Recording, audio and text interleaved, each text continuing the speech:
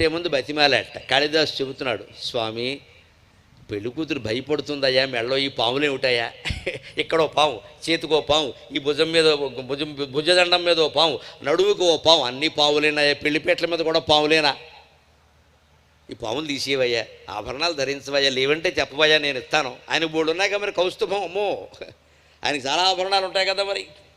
అందుకని క్షీరోదన్వత్ ప్రదేశే శుచుమణి విలసత్సైగతే మౌక్తికానాం మాలాగుప్తాసనస్థ స్ఫటికమణినిభైర్మౌక్తికైర్మండితాంగ శుభ్రైరభ్రైరదభ్రైరుపరివిరచితైర్ముక్తపీయూషవర్షై ఆనందీన పునీయాత్ హరినళినగదా శంఖపాణిర్ముకుంద అని విష్ణు సహస్రంలో ధ్యానంలో చెప్తారు. ఆయనకు ఆభరణాలు లోటు ఏమిటండి, నా దగ్గర బోళ్ళు ఉన్నాయా, కావాలంటే కొన్ని ఇస్తానంటే, ఊరుకోవయా, ఎరువు నగలు బరువు చేటు, నీ నగలు నాకెందుకు పని లేక, నేను పెట్టుకున్నాను ఆయన. అప్పుడు విష్ణుమూర్తి గడ్డం కింద బెల్లం ముక్క పెట్టి అమ్మవారిని చేసుకోమని బతిమాల, నా మాట విను, మంచి దుస్తులు వేసుకో, ఆభరణాలు పెట్టుకొని బతిమాలాడు రహస్యంగా. పోన్లే విష్ణుమూర్తి అడుగుతున్నాడు కదా, బాగుండదు, 1000 నామాలు ఉన్నవాడు అని చెప్పి అప్పుడు ఒక్కసారి ఏమయ్యా మహావిష్ణువు, నీ తత్వం నాకు తెలియదా, నా తత్వం నీకు తెలియదా, ఆ ఆడవాళ్ళు ఏదో అడిగారని ఇంత బతిమాలాలా, ఆభరణాలు ధరించడం అంత పెద్ద విశేషమా అని పరమశివుని సంకల్పం చూడండమ్మా. ఒక్కసారి ఇలా హృదయం మీద చెయ్యి పెట్టుకుని, నా శరీరంలో ఎక్కడెక్కడ ఆభరణ పాములు ఉన్నాయో అవన్నీ ఆయా స్థానాల్లో ఆభరణాలుగా మారుగాక అని ఒక్క సంకల్పం చేసేట. దాంతో ఏం జరిగింది, యథాప్రదేశం భుజగేశ్వరాణం కరిష్యతామ ఆభరణాంతరత్వం, యథాప్రదేశం భుజగేశ్వరాణం కరిష్యతామ ఆభరణాంతరత్వం. శరీరమాత్రం ప్రకృతిం ప్రపేదే, శరీరమాత్రం వికృతిం ప్రపేదే, శరీరమాత్రం వికృతిం ప్రపేదే, తథైవ తస్తు ఫణరత్న శోభాగ, తథైవ తస్తు ఫణరత్న శోభాగ, తన్మే మన శివ సంకల్పమస్తు అని వేదంలో చెబుతారు. ఒక్కసారి శివుడు ఇక్కడ హృదయం మీద చెయ్యి పెట్టుకుని ఒక్క సంకల్పం చేసేట, పార్వతీదేవి కోరినట్టుగా నా శరీరంలో ఆయా స్థానాల్లో అందమైన ఆభరణాలు రావాలి, అంతే సంకల్పం, ఇంకేం లేదు. అప్పుడు ఏం మారాయి, ఇక్కడున్న పాము కడియం కింద మారిపోయింది, ఇక్కడున్న పాము కంకణం కింద మారిపోయింది, వేలికి చుట్టుకున్న చిన్న చిన్న పిల్ల పాములు ఉంగరాల కింద మారిపోయాయి, మెళ్ళో ఉన్నటువంటి పెద్ద పాము వాసుకి కంఠాభరణం కింద మారిపోయింది, మెళ్ళో వేసుకున్న ఆభరణం బ్రహ్మాండమైంది, కౌస్తుభాన్ని మించింది. శిరస్సు మీద శివుని జటాచూటం చాలా చిక్కుబడి ఉంటుంది కదా, దాన్ని అల్లుకొని చుట్టుకొని ఉన్నటువంటి పిల్లపాములన్నీ శిరస్సు మీద ఎవరో బంగారపు రేకులతో ఆయనకి సువర్ణాభిషేకం చేశారేమో అన్నట్టుగా అలా మారిపోయాయి. మొత్తం శివుడు బంగారపు ఆభరణాలతో మెరిసిపోతున్నాడు. ఎలా ఉన్నాడయ్యా, యథాప్రదేశం భుజగేశ్వరాణం కరిష్యతాం ఆభరణాంతరత్వం. ఆయన శరీరం మీద ఎక్కడ ఉన్న పాము అక్కడే, ఎక్కడ దొంగలు అక్కడే, గప్చిప్ అన్నట్టుగా ఎక్కడ పాము అక్కడే ఆభరణం అయిపోయింది. ఆశ్చర్యపోయారు అందరూ కూడా. అది భగవన్ మహిమ. ఇక్కడ కాళిదాసు గొప్ప ఔచిత్యాన్ని పాటించాడు. మనకు ఒక అనుమానం వస్తుంది, కాస్త సాహిత్యం తెలిసిన వాళ్ళకి, విశ్లేషణ చేసే వాళ్ళకి, విమర్శకులకి వస్తుంది, మామూలు వాళ్ళకి రాదా అనుమానం. అవునండి, పాములన్నీ ఆభరణాలుగా మారాయన్నారు, మరి పాముల నెత్తి మీద ఉండే మణులు ఆభరణాలే కదా, కొంపదీసి పాములు ఆభరణాలుగా మారితే ఆభరణాలు పాములుగా మారాయా అంట. మరి ఇది అలా మారితే అది ఎలా మారాలిగా. నాగమణి అంటారు, అమ్మాయిలకి పేరు కూడా పెడతారు, నాగమణి అని స్త్రీలకు పెడతారు. నాగుపాము నెత్తి మీద మణి ఉంటుంది అంట. పాము వేరు, సర్పం వేరు, నాగం వేరండి. మామూలుగా మనం వాడేస్తూ ఉంటాం, కానీ ఒకే తల ఉన్న వాటిని సర్పం అంటారు. 2 తలలు 3 తలలు ఉంటేనే నాగు అనాలి దాన్ని. నాగం అంటే కనీసం 2 తలలు ఉండాలి, 5 తలలు 10 తలలు సరే, ఆదిశేషుడికి 1000 తలలు, అది వేరే విషయం. 2-3 తలలు ఉంటే అది నాగుపాము. 1 తల ఉంటే సర్పం. సంస్కృతంలో ఆ అర్థాలు తేడాగా ఉంటాయి. శివుడు ధరించేవి నిజానికి నాగుపాములు, మామూలు పాము, 2-3 తలలు ఉంటాయి వాటి, అంత భయంకరమైనవి ధరిస్తాడు. కానీ ఇక్కడ ఒక్కసారి మరి పాములన్నీ ఆభరణాలుగా మారినప్పుడు ఆ పాము శిరస్సు మీద ఉండే మణి, అవిని నాగులు కదా, ఆ మణి పాముగా మారాలిగా. మరి ఇది ఎలా మారితే అది ఎలా మారాలి కదా. అందుకే కాళిదాసు ఏమంటున్నాడంటే, అలాంటి అనుమానాలు పెట్టుకుని నా కవిత్వాన్ని పాడు చేయకండి. శరీరమాత్రం వికృతిం ప్రపేదే, పరమేశ్వరుడికి ఔచిత్యం తెలుసు కదా, అలా మార్చేస్తాడా? అలా మార్చేసి మణులన్నీ పాములైతే మళ్ళీ పాములు ఉన్నట్టే కదా, పార్వతీదేవి జడుచుకుంటుంది కదా. అలా కాదు, శరీరమాత్రం వికృతిం ప్రపేదే, ఆ పాముల శరీరాలు మాత్రమే మారాయి. కానీ తథైవ తస్తు ఫణరత్న శోభాహ, ఆ పడగ మీద ఉండే మణులు అలాగే ఉన్నాయి. అలాగే ఉంటే ఆభరణం కుదురుతుందా? కుదురుతుంది. పైగా మనకి ఇంకా అందంగా ఉంటుంది. ఎవరైనా ఇక్కడ ఒక కంకణం చేయించుకుని వేసుకున్నారు అనుకోండి ఇలాగా, ఇక్కడ ఈ కంకణానికి అందం ఏమిటమ్మా, కేవలం బంగారపు కంకణం కంటే కూడా అక్కడ కాస్త ఎర్రటి పొడులు, ఆకుపచ్చ రంగు పుడులు, కెంపులు పుడులు అంట, అవి అద్దితే అందంగా ఉంటుంది కదా.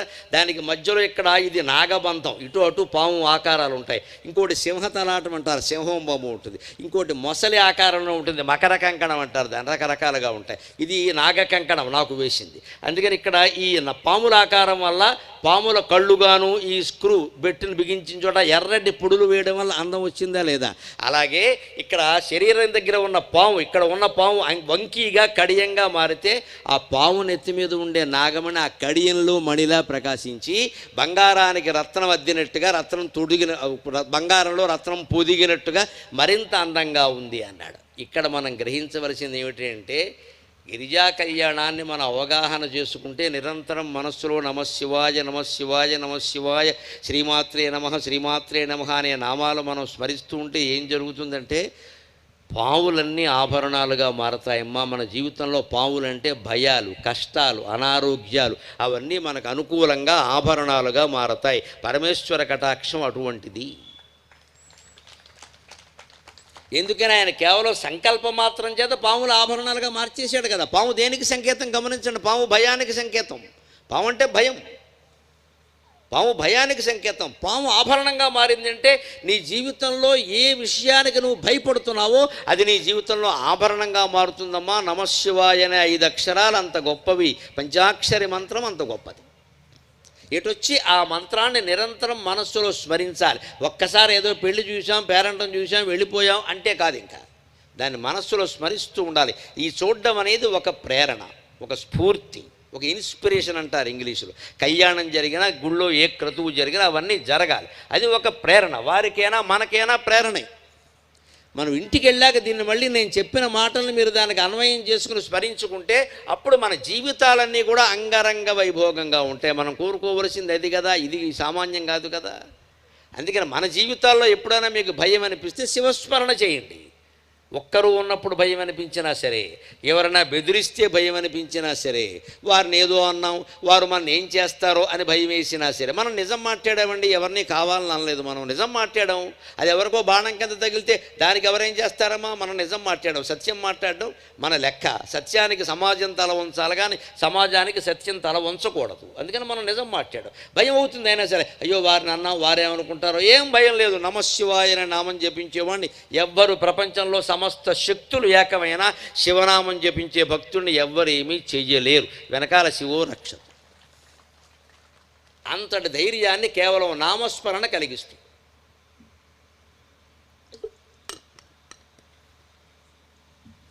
అలాగ మన జీవితాల్లో భయాలన్నీ ఆభరణాలుగా, కష్టాలన్నీ సుఖాలుగా మారాలంటే నిరంతరం మనస్సులో శివనామస్మరణ చెయ్యాలి. ఇక్కడ ఇంకొక విషయం మనం ప్రత్యేకంగా చెప్పుకోవాలి.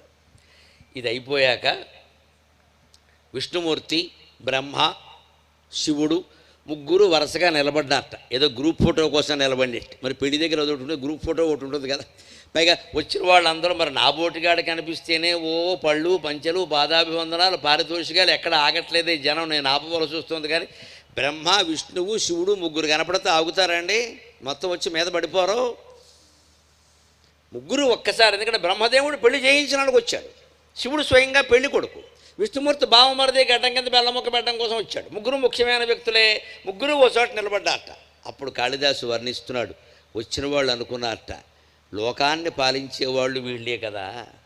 బ్రహ్మ సృష్టికర్త, విష్ణువు స్థితికర్త, శివుడు లయకర్త, ఇంతకంటే దేవతలు ఎవరూ లేరు కదా ప్రపంచంలో ఎక్కడా. లోకాన్ని పాలిస్తున్నది వీళ్ళే కదా.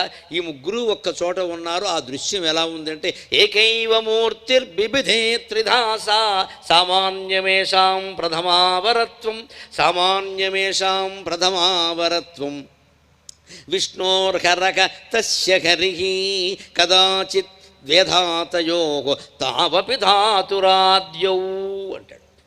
ఏకైవ మూర్తికి బిభిధే త్రిధాస. హిందూ ధర్మంలో ఉండే బహుళ ఆరాధనా విధాన రహస్యమంతా ఈ ఒక్క శ్లోకంలో ఉందండి. మనం ఒక నెలలో వినాయకుడిని ఆరాధిస్తాం, ఇంకో నెలలో అమ్మవారిని ఆరాధిస్తాం, ఈ నెలలో శివుణ్ణి ఆరాధిస్తాం, రేపు ఇంకో 10 రోజుల్లో వస్తుంది మార్గశిర మాసం, దాంట్లో విష్ణుమూర్తిని ఆరాధిస్తాం. పొద్దున్నే చక్కెర పొంగల దద్దోజనం వైష్ణవుల ఆలయాలకు నేను అందుకోసమే పెడతా. మీరు ఎందుకు పెడతారో నాకు తెలియదు. కానీ ధనుర్మాసంలో వైష్ణవులు కనపడితే ఏమయ్యా చక్కెర పొంగల దద్దోజనం నువ్వు చేయాలయ్యా అంటాను. మన మాటకు మురిసిపోయి ఆయన ప్రసాదం పెడతాడు, తింటాం. మన ఆచారాలు అంత గొప్ప. ధనుర్మాసం రేపు రాబోయే దాంట్లో తెల్లారకట్టే గుళ్ళో నైవేద్యాలు పెడతారు. మీరు గమని 4 గంటలకేనండి. చాలా చలిలో లేచొస్తారు విష్ణు భక్తులైన వైష్ణవులు మహానుభావులు. నిజంగా చలిలో లేచొస్తారు నైవేద్యాలు. ఎందుకో తెలుసా అండి, మన హిందూ ఆచారాలు ఎప్పుడు 3 కోణాలతో ఉంటాయి, 3 రకాలుగా. 1 భౌతికం, 2 మానసికం, 3 ఆధ్యాత్మికం. ఈ మామూలుగా తీసుకోవద్దు దీన్ని. ఖచ్చితంగా 3 కోణాలు ఉంటాయి మీరు సూక్ష్మంగా చూస్తే. ధనుర్మాసంలో తెల్లారకట్ట గుళ్ళల్లో విష్ణుమూర్తికి పూజ చేయడం, పులిహార దద్దోజనం లాంటి ప్రసాదాలు పెట్టడంలో ఉద్దేశం భౌతికం ఏమిటంటే వీడు తెల్లారకట్ట లేవాలి. ముఖ్యంగా పల్లెటూళ్ళలో రైతాంగం అంతా తెల్లారకట్ట లేవాలి. నవంబర్ డిసెంబర్ మాసాలు. ఎందుకని పంట కోతకు వస్తుంది. తెల్లారకట్ట 5ంటికి వెళ్ళి చేలో నిలబడాలి. యజమాని నిలబడితే కానీ కూలీలు రారు. ఈ నిలబడాలంటే కాస్త ఏదో ఉండాలి. గుళ్ళో ప్రసాదం పెడతారు, లేస్తాడే. బద్ధకం సహజంగా. పిల్లలు లేవరు చూడండి, బిస్కెట్ ఇస్తామంటే లేస్తారు. ఏదో వాడికి ఇష్టమైంది ఏదో చేస్తాం, సినిమాకి వెళ్ళాలి కదా, తెమలాలి కదా అంటే లేస్తారు, లేస్తే లేవడు. అందుకని మొత్తం జాతిని మేల్కొల్పడం కోసం మనకి చలికాలంలో పెట్టిన గొప్ప ఆచారం ఏంటి, గుళ్ళో పులిహోర పెడతారు. వేడి పొంగలి కట్టు పొంగలే పెడతారనగానే వీడు లేస్తాడు. పైగా దేవుడి ప్రసాదం అలా పాచిమోహంతో తినకూడదంటే మొహం కడుగుతాడు. వీలైతే స్నానం కూడా చేస్తారు. కానీ వ్యవసాయానికి స్నానం చేయక్కల్లా. వ్యవసాయానికి వెళ్ళేవాళ్ళు ఎవరు స్నానం చేసి వెళ్ళకూడదండి, అది పద్ధతి కాదు. అనవసరపు చేదస్తాలు పెట్టుకోకండి. అందరూ బ్రాహ్మణులాగే ఉందామని చూడకండి. మమ్మల్ని మాలా ఉండండి, మీరు మీలా ఉండండి, గొడవలేదు. ఈ ఆచారాలు అనవసరంగా అనుకరించడాలు బాగా ఎక్కువైపోయాయి. మొత్తం అందరూ బ్రాహ్మణుల వాళ్ళనే ప్రయత్నం. బ్రాహ్మణులు అంత గొప్ప వాళ్ళు ఏం కాదమ్మా, వాళ్ళు వస్తున్నారు నానాయాతనలో పడి. ఇక్కడ చూడండి, మనం అంతా శుభ్రంగా ఇంత చొక్కాలు ఎందుకు కూర్చున్న వాళ్ళు అంతా అలాగే కూర్చోవాలి. ఇదో కర్మ ఇది. ఇక్కడ స్వెటర్ వేసుకుంటూ ఊరుకుంటారు మీరు. అయ్యప్ప స్వామి దీక్ష కానీ లేదా పురోహితులు కానీ స్వెటర్ వేసుకుంటే ఈ మధ్య బ్రాహ్మణులు చెడిపోయారంటారు మీరే ఇక్కడ. మరి ఆయనకి తెలియదా? ఆయన మనిషి కదా. అంతేనండి. బ్రాహ్మణులు కానీ ఏదో గొప్ప వాళ్ళ కష్టాలు వాళ్ళకున్నాయి, నానా యాతన పడుతున్నారు అక్కడ. అందరూ బ్రాహ్మణులు అనుకరించాల్సిన అవసరం ఏం లేదండి. వ్యవసాయానికి వెళ్ళేవాడు పొద్దున స్నానం చేయాల్సిన అవసరం లేదు. ఇక్కడ మట్టి పని చేసుకోవాలి. అక్కడ మళ్ళీ ఒంటి మీద అంతా మట్టి పడుతుంది. అందుకే వ్యవసాయదారులు పూర్వం సాయంత్రమే స్నానం చేసేవారు, వాళ్ళకి తప్పు లేదు. శుభ్రంగా సాయంత్రం రాగానే నాపరా అడ్డంగా పెట్టి వీధిలో చేసేవాడు స్నానం, గోచుకోటి పెట్టుకుని. మొత్తం ప్రదర్శనే.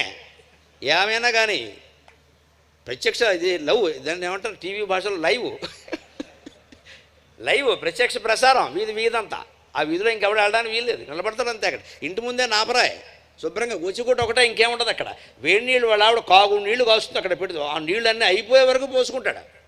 దారిపోయేవాళ్ళు పలకరిస్తూ ఉంటాడు. అంతేనండి, తప్పేం లేదండి. వ్యవసాయదారులకు అది తప్పు కాదు. వాళ్ళు పొలంలో పని చేయాలి. పొద్దున్న స్నానం చేయమంటే అలాగా స్నానం చేసి సంధ్యావందనం చేసి గాయత్రి జపం చేసి వ్యవసాయం సంకనాగిపోతుంది అక్కడ. ఇవన్నీ చేయవలసిన బ్రాహ్మణుడికి ఏం చెప్పారు? వ్యవసాయం చేయొద్దని చెప్పారు, ఉద్యోగం చేయొద్దని చెప్పారు, వ్యాపారం చేయొద్దని చెప్పారు. మరి ఏమీ చేయకుండా ఆయన గడవడం ఎలాగండి? మిగిలిన వాళ్ళకి ఏం చెప్పారు? మీ ఇంట్లో వ్రతం చేసినా, నోము చేసినా, శుభం జరిగినా అశుభం జరిగినా బ్రాహ్మణులకు దానవేయండి. ఇంత గొప్ప సమస్త జాతుల సౌభాగ్యాన్ని కోరే సంస్కృతి మరో దేశంలో ఉండదండి. పూర్వం వాళ్ళు ఎంత బాగా ఆలోచించారు అంటే, బ్రాహ్మణులు మీరు ఈ పని చేయండి, మీరు ఏమేం చేయదు. మరి వాళ్ళకి రోజు గడవాలి కదండి. మిగిలిన వాళ్ళకి మీ ఇంట్లో ఏం వచ్చినా సరే వారికి దానం చేయండి అన్నారు. బ్రాహ్మణులు బాగుపరిచారు, మిగిలిన వాళ్ళకి మానేశారు అనకూడదని వాళ్ళు ఏం చేయట్లేదు కదా. ఉద్యోగం చేయొద్దని వాళ్ళకి చెప్పారు. ఉద్యోగం చేసే బ్రాహ్మణికి ఇవ్వక్కలేదు, మీరు వ్యాపారం చేసే బ్రాహ్మణికి ఇవ్వక్కలేదు. ఆంధ్ర బ్యాంక్ మేనేజర్ బ్రాహ్మణ అయితే మనకెందుకంటే దానం ఇస్తాం పని లేక. వాడికి నెలకు ₹1,00,000 జీతం. లేనివాడికే ఇవ్వాలి బ్రాహ్మడికి దానం. పురోహితుల్లో అర్చకుల్లో లేని వాళ్ళు ఎవరు ఉంటారో వాళ్ళనే చూసి ఇవ్వాలి. ఆ వృత్తికి అంకితమైన వాళ్ళకే ఇవ్వాలి. లక్షలు సంపాదించే వాడికి దానాలు ఇవ్వక్కర్లేదండి. ఇస్తే వాడు చెడిపోతాడు, దుర్వ్యసనాలు వచ్చేస్తాయి. డబ్బు ఏం చేసుకోవాలో తెలియదు ఇక్కడ. ఇది ప్రతి ఒక్కరు ఆలోచించాలి. ఇంత ఆలోచించి పెట్టారు మన వాళ్ళు. ఇలా ఈ వ్యవస్థలో మీరు గమనించండి, పొద్దున్నే లేవడం కోసం దద్దోజనం పులిహార ఆకర్షణ. మానసికమైన అనుభూతి ఏమిటో తెలుసా? అంత చలిలో కూడా లేచి దేవుడికి దండం పెట్టుకుని ఆ పులిహోర ఇంత ప్రసాదం ఆకులో ఇస్తారు. పర్యావరణ కాలుష్యం ఎప్పుడూ లేదండి ఈ దేశంలో. ఈ మధ్య వచ్చి చచ్చింది ఒక 30 ఏళ్ళుగా. ప్లాస్టిక్ గిన్నెలు, ప్లాస్టిక్ చెంచాలు, దరిద్రం. ఆకు, విస్తరాకు, అందులో పులిహోర, అందులోనే అది పైగా చేతిలోనే పెడతారు అంటాడు. అయిపోయింది. ఆ కాక ఇక్కడ వారేస్తాడు. అందుకే మనకి సామెతం తెలుసా? శివాలయానికి ముందును విష్ణువాలయానికి వెనకాల ఇల్లు కట్టుకోద్దన్నారు. శివాలయానికి ముందు, విష్ణువాలయానికి వెనకాల ఇల్లు కట్టుకోవద్దన్నారు. శివాలయానికి ముందు ఎందుకు కట్టుకోవద్దన్నారు అంటే శివాలయానికి వెళ్ళేవాళ్ళు ఎక్కువ యోగులు, సన్యాసులు, పరమహంస పరివ్రాజకాచార్యులు, యతీశ్వరులు, అవధూతలు వెళతారు. శివుడు అటువంటి వాడు. సంసారులు వెళ్ళొద్దని కాదు, వెళ్ళేవాళ్ళు ఎక్కువ యోగులు, సన్యాసులు, బ్రహ్మచారులు, యతీశ్వరులు, శివదీక్ష వాళ్ళు పెడతారు. శివాలయానికి మనం ముందు ఇల్లు కట్టుకున్నాం అనుకోండి, ఆడ మగ తేడా లేకుండా అన్ని రకాల వస్త్రాలు దండాల మీద ఆరేస్తాం. ఈ వెళ్ళే సన్యాసి మన్నాడు పెళ్లి చేసుకుని సంసారం మొదలెడతాడు. ఈ ఆకర్షణకి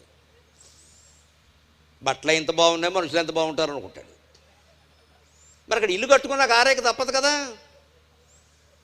ఇవన్నీ చూస్తే అక్కడ ఆడాళ్ళు తిరుగుతూ ఉంటారు, అందులో అందమైన వాళ్ళు ఉంటారు. ఈ లేనిపోని బ్రహ్మచారికి లేనిపోని బుద్ధులు పుడతాయి.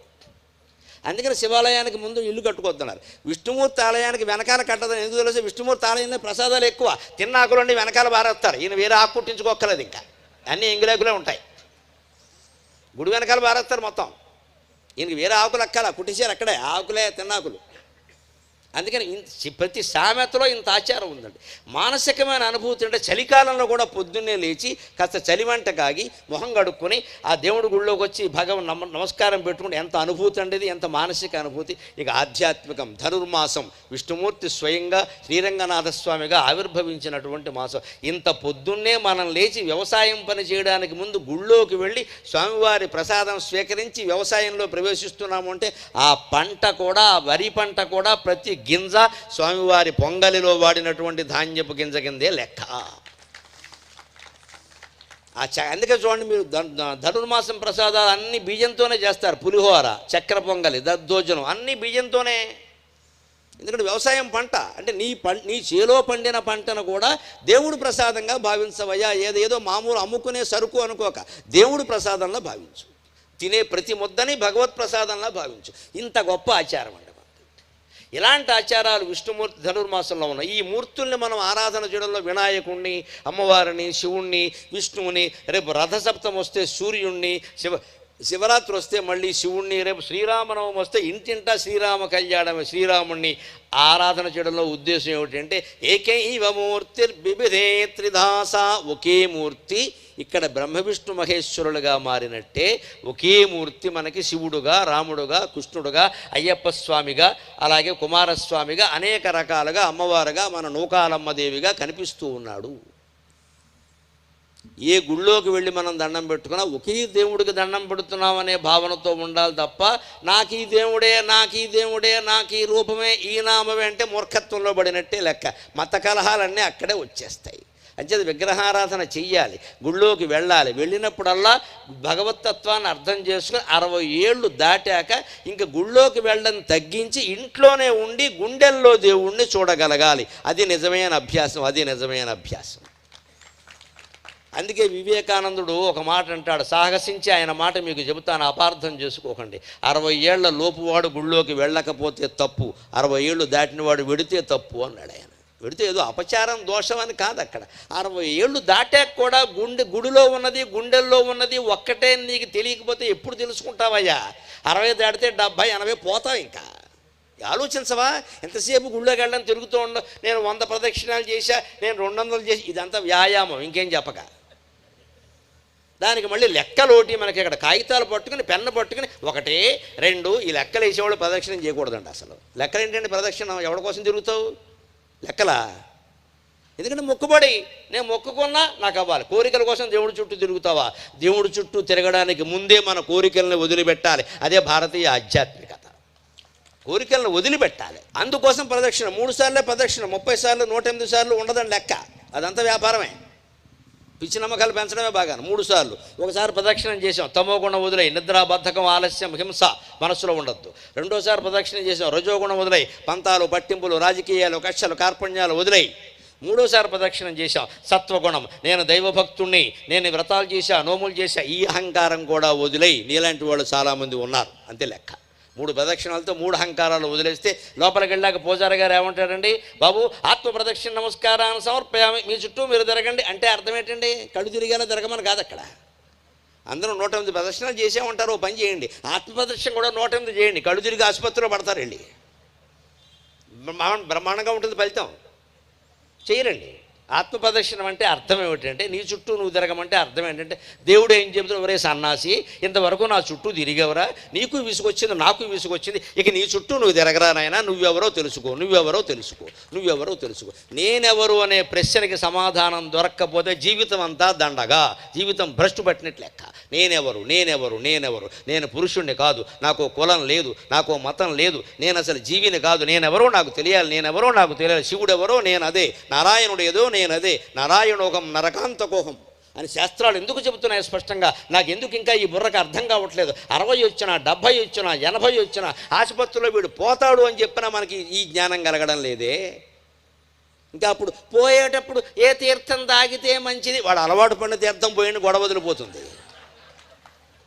పోయేటప్పుడు ఏ తీర్థం పోయాలో దానికో శాస్త్రమా, ఏ తీర్థం పోస్తే ఏమిటమ్మా, వాడు పోతుంటే అక్కడ దానికో పెద్ద శాస్త్రం.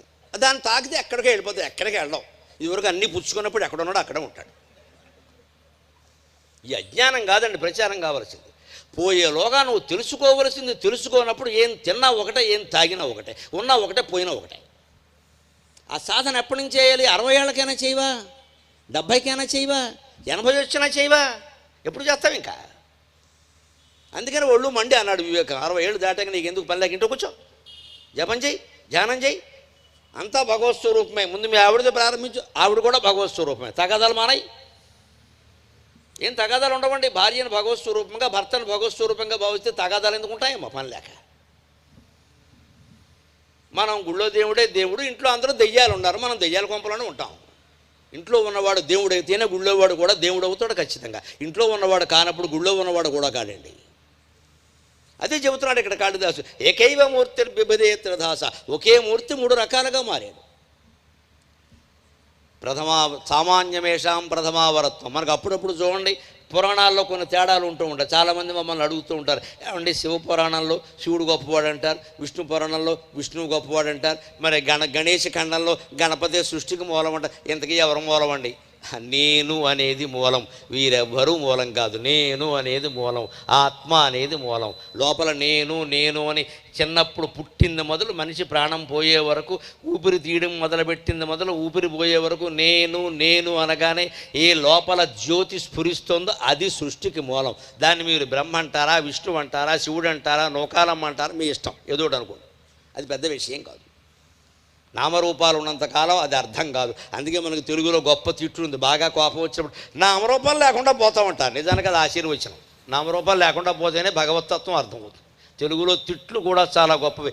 తిట్లు కూడా భగవత్తత్వాన్ని తెలియజేసే ఏకైక భాష నా తెలుగు భాష, ఏకైక ధర్మం నాది. మన తిట్లో కూడా భగవత్తత్వం. చాలా కోపం వస్తే మాకు బ్రాహ్మణంలో ఉంటుందండి, మామూలు మాట కాదండి. నిలువునా పాతేస్తానంటారు. నిలువునా పాత్రం ఏంటండి? నిలువునా పాతేస్తానంటారు. ఎంత అధర్మం, ఎంత అశుభం. నిలువునా పాతేస్తావా? కానీ మీరు గమనించండి అమ్మా, జగత్పూజ్యుడైన రమణ మహర్షిని, కంచి పరమాచార్యని, సత్యసాయి బాబాని, పీఠాధిపతుల్ని, పరమహంస పరివిరాజకాచార్యుల్ని నిలువుగానే పాతేస్తారండి. దహనం చేయరండి, నిలువునా పాతేస్తారు. పడుకోబెట్టరండి. నిలువునా పాత్రం అంటే నిలబడిన వాడిని నిలబడినట్టుగా. వాళ్ళ గోతులు నిలువుగా తవ్వుతారమ్మా, అడ్డంగా తవ్వరు. మీరు పీఠాధిపతులు ఎవరైనా పోయినప్పుడు టీవీలో చూపిస్తున్నారు, ఈ మధ్యన గమనించండి ఏం జరుగుతుందో. మన హిందువుల్లో ఎక్కువ దహనమే ఉంటుంది ఖచ్చితంగా. ఏవో కొన్ని శాఖల వాళ్ళు పాతి పెడతారు. పాతి పెట్టడం సంప్రదాయం కాదు, పాతి పెట్టడం శాస్త్రీయం కాదు, దహనమే సంప్రదాయం. ఎందుకంటే దహనం చేయడం వల్ల గొప్పగా కలిసి వచ్చేది ఏమిటంటే మొత్తం శరీరంలో ఉండే అన్ని ధాతువులు భూమిలోను, ఆకాశంలోను, వాయువులోను, అగ్నిలోను కలిసిపోతున్నాయి. అక్కడ ఏమీ లేదు. పైగా ఒక చిన్న శ్మశానం ఉంటే 1000 మందిని దహనం చేయొచ్చు హాయిగా. మనకి ఇతర మతస్థులాగా గోరీలు, సమాధులు, గొడవలు లేవు ఇక్కడ. ప్రతి వాడికి ఓ సమాధి కట్టడం మొదలు పెడితే చివరికి సమాధులే ఉంటే మనుషులు ఉంటారు ఇక్కడ. పోయిన వాళ్ళందరికీ సమాధులు కడితే ప్రమాదం ఏంటంటే సమాధులే ఉంటాయండి, మనుషులు ఉండడానికి చోటు ఉండదండి ఇక్కడ. హిందూ శ్మశాన వాటిగా 6 అంగుళాలు చాలండి, 6 అడుగులు చాలండి. ఎందుకంటే ఒకరిని దహనం చేసిన చోట అందరినీ దహనం చేయొచ్చు, ఏం ఇబ్బంది లేదు ఇక్కడ. అంటే భౌతికంగా గొప్పది. అంతేకాకుండా పీఠాధిపతుల్ని, పరమహంస పరివిరాజకాచార్యుల్ని నిలువునా పాతి పెట్టమంటారు. మరి నిలువునా పాతి ఏమైనా తిట్టే నిలువునా పాతేస్తా అంటే నువ్వు పరమహంస పరివిరాజకాచార్య అవుతావు, గొప్ప సన్యాసి అవుతావు, యోగి అవుతావు. నామరూపాలు లేకుండా పోతావంటే నామో రూపం లేకపోతేనే భగవంతుడు అర్థమవుతాడు. ఇంత గొప్పవాడిని తిట్లు కూడా దీవెనలుగా ఆత్మతత్వ ప్రబోధకాలుగా కలిగిన ఏకైక భాష తెలుగు భాష. దాన్ని కోల్పోతున్నాం. ఆలోచించాలి. ఇంగ్లీష్ మీడియం కారణంగా, ఈ దరిద్రం కారణంగా సౌభాగ్యాన్ని కోల్పోతున్నాం మనం. అది అర్థం చేసుకోవాలి. ఏకైవ మూర్తిర్బిభదే త్రిధాస సామాన్యమేషాం ప్రథమావర్తు. దేవతల్లో వీళ్ళు ఎక్కువ వాళ్ళు తక్కువ అని దెబ్బలాడుకోకూడదండి. ఎప్పుడు శివరాత్రి నాడు శివుడు ఎక్కువ, ముక్కోటి ఏకాదశి నాడు విష్ణువు ఎక్కువ, అంతే లెక్క. ఎందుకని? విష్ణోర్హరక తస్య హరికి కదాచిద్వేదాతయో తావపి ధాతురాద్యౌ. ఒక్కో కథలో మనకి విష్ణువు కంటే శివుడు గొప్పవాడుగా కనపడతాడు. ఎక్కడ? శివరాత్రి కథలో విష్ణువు అజ్ఞానంలో పడ్డాడు. శివలింగం మధ్యలో ఆవిర్భవిస్తే కింద ఎక్కడో కనుక్కుంటానని పంది రూపం ధరించి కిందికి తవ్వుకుంటూ వెళ్ళాడు. అజ్ఞానం అది. బ్రహ్మ కూడా అజ్ఞానంలో పడి అంతు కనుక్కుంటానని ఆకాశంలోకి ఎగిరాడు. అది అజ్ఞానమే. ఇద్దరికి ఏమీ దొరకలేదు. శివుడు ప్రత్యక్షమే. మీరు కిందికి తవ్వకూడదు, పైకి వెళ్ళకూడదు. అబ్బాయి ఎదురుగా ఉన్న శివలింగాన్ని చూడడం మానేసి తవ్వడం ఎగరడం దేనికయ్యా అన్నాడు. అంటే మనం అర్థం చేసుకోవాలి. కిందికి తవ్వుకుంటూ వెళ్ళడం అంటే గతాన్ని గురించి ఆలోచించడం, పైకి ఎగురుకుంటూ వెళ్ళడం అంటే భవిష్యత్తును ఊహించుకోవడం. గతానికి సంబంధించిన ఆలోచనలు, భవిష్యత్తు ఆలోచనలు వదిలేసి వర్తమానాన్ని చూస్తే నీకు శివుడు అర్థమవుతాడు, ఆత్మ అర్థమవుతాడు. ఇదే గతం నుండి విముక్తి. గతం నుండి విముక్తి అని జడ్డి కృష్ణమూర్తి గారు పెద్ద పుస్తకం రాశారు. ఆయన ఓపెన్ చేస్తారు. గతం నుండి విముక్తి. గతం నుండి మనం విముక్తులం కావాలి, భవిష్యత్తు నుంచి కూడా విముక్తులం కావాలి. భవిష్యత్తు గురించి ఆలోచించద్దు. గతాన్ని ఊరికే తలుచుకుని తవ్వి పోసుకోవద్దు. గతం ఏదైనా అయిపోయింది, మనం ఏం చేయలేం దాన్ని. మన జీవితాలు ఎందుకు భ్రష్టు పడతాయి? ఎప్పటికీ ఆత్మజ్ఞానం మనకు ఎందుకు కలగదు, ఎందుకు ఆనందం కలగదు అంటే మనం ఎప్పుడు మీకు ఆలోచన వచ్చినా గమనించుకోండి. ఆ ఆలోచన గతమైనా అయి ఉంటుంది, భవిష్యత్తు అయినా అయి ఉంటుంది, వర్తమానం ఉండదు అందులో. వర్తమానం అయితే ఆలోచించలేవు నువ్వు. వర్తమానంలో ఎప్పుడు పని చేయగలం, ఆలోచించలేం. మనం ఆలోచిస్తున్నామంటే వర్తమానంలో లేనట్టే లెక్క. ఆలోచనలన్నీ ఆగిపోయినప్పుడే పరమేశ్వర దర్శనం కలుగుతుంది. అదే చెబుతున్నాడు ఇక్కడ. ఒక్కోసారి విష్ణువు కంటే శివుడు గొప్పవాడవుతాడు, ఒక్కోసారి శివుడు కంటే విష్ణువు గొప్పవాడవుతాడు, ఇంకోసారి వీళ్ళిద్దరి కంటే బ్రహ్మదేవుడు గొప్పవాడవుతాడు, ఇంకోసారి వీళ్ళిద్దరూ బ్రహ్మదేవుడు కంటే గొప్పవాడవుతారు. ఈ విషయాలు పెద్ద దెబ్బలాడుకోకుండా ఊరికేను. అవి మామూలు విషయాలు. అవి ఒకే మూర్తి, నిర్లేప, నిర్మల, నిత్య, నిరాకార, నిరాకుల, నిర్గుణ, నిష్కళ, శాంత, నిష్కామ, నిరుపప్లవ, నిత్యముక్త, నిర్వికార, నిష్ప్రపంచ, నిరాశ్రయ, నిత్యశుద్ధ, నిత్యబుద్ధ, నిర్వజ్య, నిరంతర అయిన మహాదేవి ఏ శక్తి అయితే ఉందో ఆ శక్తే ఇన్ని రూపాలు ధరించింది అని గ్రహించగలిగితే మన గిరిజా కళ్యాణం బాగా అర్థమైనట్టు లెక్క. ఇప్పుడు కరగ్రహణం. ఇక్కడ ఒక్క మాట నేను చెప్పి తీరాలి, లేకపోతే ఆ విషయాలు చెప్పలేదే అనుకుంటారు. ఇక్కడ మంగళసూత్రం కట్టించారు, తలంబ్రాలు పోయించారు. ఈ రెండు కాళిదాసు ఉమా కళ్యాణంలో వర్ణించలేదు. అంత మాత్రం చేత పొరపాటు అనుకోకుండా, తప్పది. ఆచారాలు ఎప్పుడు ఎలా ఉంటాయంటే దేశానికో రకంగా, ప్రాంతానికో రకంగా, కులానికో రకంగా, కుటుంబానికో రకంగా ఉంటాయి. అందుకే నన్ను ఎవరైనా ధర్మ సందేహాలు అడిగితే నేను చెప్పను, బాబు మీ కులంలో మీ కుటుంబంలో ఎలా ఉంటుందో మీ పురోహితులను అడగండి అని చెబుతాను. నేను కల్పించుకోను. మనం ఏదైనా చెప్పామంటే కొంపలు అంటుకుపోతే గరికిపాటి నరసింహారావు గారు చెప్పారు, అంతకంటే నువ్వు గొప్పవాడు అని ఆయన నోరు మూయించేస్తారు, నాకు తెలుసు. తప్పండి. కుల పురోహితులనే నమ్మాలి, ఊళ్ళో ఉన్న బ్రాహ్మణులనే అడగాలి, మమ్మల్ని అడగకూడదండి. మాకేం తెలుసు అండి, ఈవేళ వస్తాం రేపు వెళ్ళిపోతాం, అలా వేలెట్టకూడదు. అన్నిట్లో ఆచారాలు ఎప్పుడు కుటుంబానికి వేరు, కులానికి వేరు, ప్రాంతానికి వేరు, దేశానికి వేరు, మతానికి వేరు. ఏ మతం వాళ్ళు ఆచారాలు అనుసరిస్తారు, ఏ కులం వాళ్ళు ఆచారం అనుసరిస్తారు. అక్కడ వస్తుంది కులం, కులాభిమానం అక్కడ. మన ఆచారం అనుసరించడంలో కులం, కానీ సంఘాలు పెట్టడం ఏంటి కులం అంటే? మన ఆచారాన్ని మనం అనుసరించడం సంఘం ఎందుకు? ఆచారాన్ని అనుసరిస్తున్నామా లేదా? మన వేషం, మన భాష, మన రూపం ఏది ఆ కులానికి తగ్గట్టుగా ఉండదు, మనం మాత్రం సంఘం పెడతాం. అందుకని ఆచారాన్ని అనుసరించాలి. అందుకని ఇక్కడ ఆచారాల్లో మంగళసూత్రం, తలంబ్రాలు దక్షిణాది ఆచారాలు. ఉత్తరాదిలో జరిగే పెళ్లిలో ఇప్పటికీ మీరు హిందీ సినిమాలో పెళ్లి చూస్తే మంగళసూత్రం కట్టారు, తలంబ్రాలు కూడా పొయ్యరు. మన చూసి వాళ్ళు ఏమైనా నేర్చుకున్నారేమో కానీ ఉండదు అక్కడ. హిందీ సహా దక్షిణ భారతదేశం సహా మొత్తం ఉండే ఆచారం ఏమిటంటే తస్యాకరం శైల గురూపనీతం. ఈ కరగ్రహణం అమ్మాయి చేతిని అబ్బాయి చేతుల్లో పెట్టి ఇయం సీత మమసుత సగధర్మచరీతవ ప్రతీచ్ఛైనాం భద్రం తే పాణిం గృహీష్వ పాణినా ఛాయేవానుగత సదా పతివ్రత మహాభాగ ఛాయేవానుగత సదా అని వాల్మీకి రామాయణంలో శ్లోకాలే ప్రతి చోట కళ్యాణంలో వర్తింపజేస్తారు. ఈ చేతిలో చెయ్యి వేసి అమ్మాయి చేతిని అబ్బాయి చేతిలో పెట్టి అప్పగించడం అనేది ఉందే, అది అంత ముఖ్యం. చూసారా, నేను చేతిలో చేయేద్దామంటే మైక్ అడ్డం వస్తుంది. అంటే భార్యాభర్తల అనుబంధానికి అడ్డం వచ్చి ఏమంటే అస్తమానం మాట్లాడుకోకూడదు. మైక్ అంటే మాటలే కదా, విపరీతంగా మాట్లాడుకుంటే అనుబంధాలు తెగిపోతాయి. అందుకని రోజు ఖచ్చితంగా భార్యాభర్తలు మాట్లాడుకోవాలి, అరగంట మాట్లాడుకోవాలి. అరగంట కాగానే సిట్టింగ్ మార్చేయాలి.